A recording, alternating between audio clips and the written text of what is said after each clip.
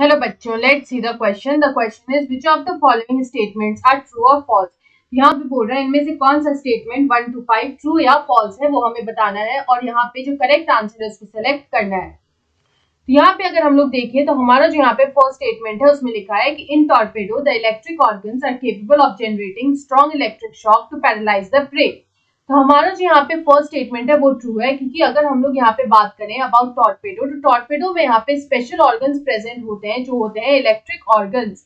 These are electric organs. ये जो electric organs present होते हैं ये यहाँ पे इलेक्ट्रिक शॉक को जनरेट करते हैं और यहाँ पे प्रे को पैरालाइज करते हैं। तो यहाँ पे अगर हम लोग देखें तो हमारा जो टॉर्पेडो है वो यहाँ पे बिलोंग करता है टू कार्टिलेजिनियस फिश।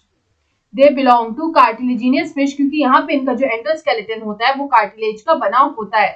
उसके बाद जो हमारा सेकंड दे रखा है वो है बोनी फिशेस। तो यहाँ पे लिखा है कि जो बोनी फिशेस होते हैं they use pectoral, pelvic, dorsal, anal and caudal fins in swimming. तो यहाँ पे ये जो बोनी फिशेस होते हैं ये स्टेटमेंट भी हमारा यहाँ पे ट्रू होगा, क्योंकि यहाँ पे जो बोनी फिशेस होते हैं वो यहाँ पे यूज करते हैं pectoral, pelvic, dorsal, anal and caudal fins को for swimming and caudal fins for swimming. तो स्विमिंग के लिए वो ये सारे जितने भी उनमें जो फिन्स प्रेजेंट होते हैं उसको यहाँ पे ये यूज करते हैं। तो ये जो बोनी फिशेस होते हैं इनका जो एंडोस्केलेटन होता है वो यहाँ पे बोनी होता है। दे हैव बोनी एंडोस्केलेटन, इस वजह से हम लोग इनको बोनी फिशेस बोलते हैं। उसके बाद जो हमारा थर्ड स्टेटमेंट दे रखा है वो है कि amphibian skin is moist and has thick scales.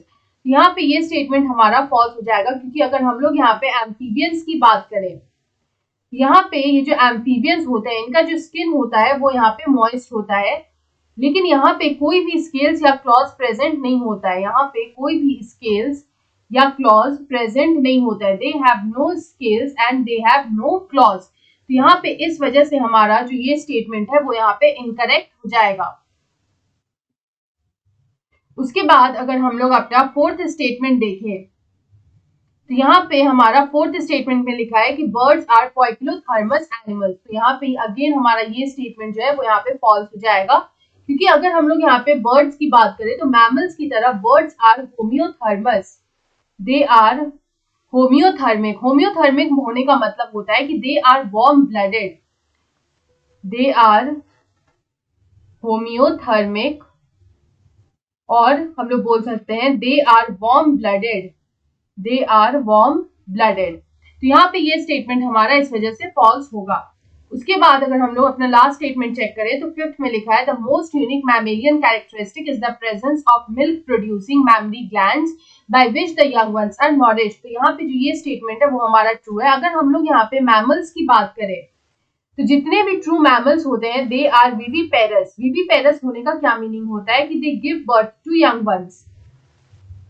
वो यहाँ पे यंग वंस को बर्थ देते हैं। They give birth to young ones. और यहाँ पे ये जो यंग वंस को वो बर्थ देते हैं उनको फीड करने के लिए यहाँ पे मैमरी ग्लैंड जो होता है वो प्रेजेंट होता है। Mammary glands are present to feed the young once.